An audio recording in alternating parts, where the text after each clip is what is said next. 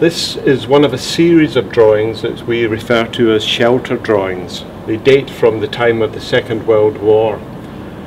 When the war started in September 1939, Henry Moore and his wife Irina were spending the summer in their cottage in Kent.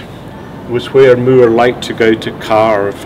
They had to leave the cottage soon afterwards because it was in a restricted area too near to the channel, so they moved to their London house.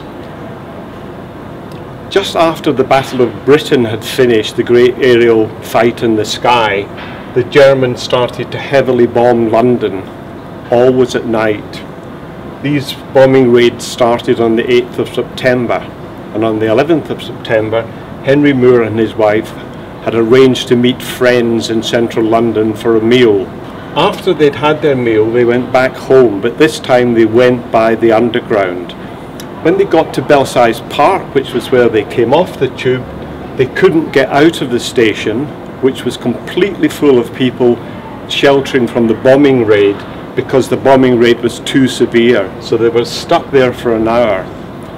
When Moore went home, he was really very struck with what he'd seen, and he then started to make a habit of going into the Underground, not sketching there. He never did the sketching in front of people, but simply going in, remembering what he'd seen, and going home.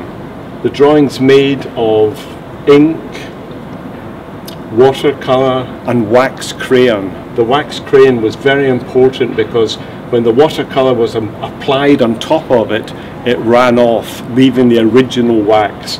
It's a comment on the war, perhaps. This was often referred to as a total war, where civilians were as much in the front line as people in the armed services were. And these are images of people at a very vulnerable time of their life, but this one here, at the very least, I think is an image of hope.